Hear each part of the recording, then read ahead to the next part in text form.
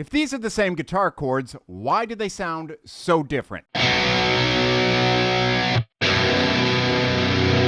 why the heck is one so darn heavy? Today, not only do we find out why that works, of course, additionally, we're going to figure out how to play it. Welcome back to the channel, my friend. It's good to have you. I am grateful and honored. Today, we talk about specifically one super small, simple trick that will take your power chords from boring to heavy instantly. And if you stick around, obviously, there's a tip at the end when it comes to recording with this methodology to have even heavier tracks. So get excited. We're taking power chords from this boring stuff to this heavy nonsense.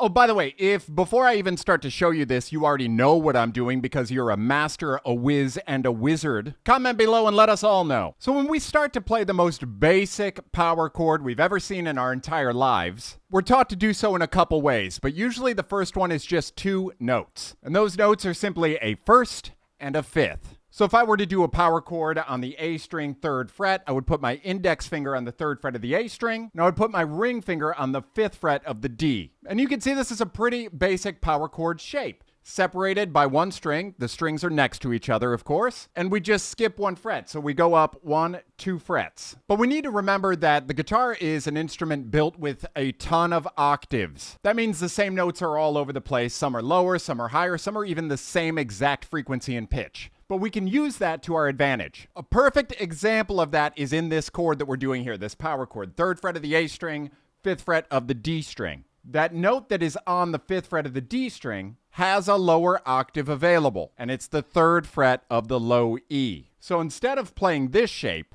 we move it, and we put that 5th underneath of the target note. 3rd fret of the low E, 3rd fret of the A. It's the same chord, the notes are just reversed. And it's simply something like a power chord inversion when you think of it this way. You'll hear people talk about this technique in 2 ways. One, exactly what I just mentioned, an inversion, which means that instead of the first being the first note, the 5th is the first note. A lot of others will explain this as a 4th interval. And I'll show you why they do that. If we were to start our scale on our 3rd fret of our low E and just play our major scale with 3 notes per string, it would be 3, 5, 7, and then on the A string, 3, 5, 7. And we count those notes. 1, 2, 3, 4. So this is where a lot of us think of the 4th interval, 1 and 4. The reason I don't prefer thinking of it this way is because this isn't actually my target note. My 3rd fret of my low E string is not the note I'm targeting musically. Instead, it's that 3rd fret of the A string that I am targeting. So for that reason, I think of that as my target chord, my power chord there. So instead of calling it a 4th, I like to look at it as an inverted power chord of that 3rd fret of the A string. And then if you want to take it up a notch, you can actually play both versions of that 5th. So we started at that 3rd fret of the A string, 5th fret of the D string. The second variation we did with that 5th at the bottom was the 3rd fret of the low E, 3rd fret of the A. But let's just combine the 2. 3rd fret of low E, 3rd fret of A, 5th fret of the D string. Let's hear the first power chord, then the inverted, and then the one we just learned with both of those 5ths in there.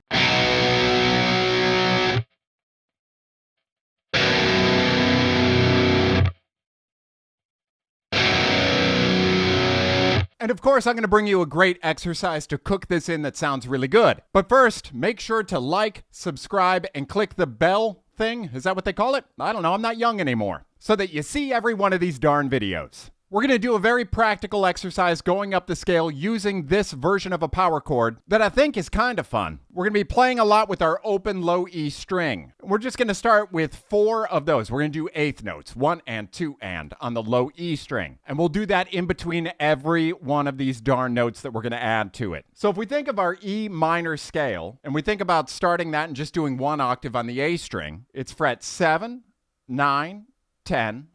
On the D string, 7, 9, 10. On the G, 7, 9. So we're just going to build that version of a power chord with that scale. So it'll be 7th fret of the low E and the A, 9th fret of the same, 10th fret of the same, and then we will move to the 7th fret of the A and D string, 9th on the same, 10th on the same, and then we'll do the same thing with our D and G. We'll go 7, 9.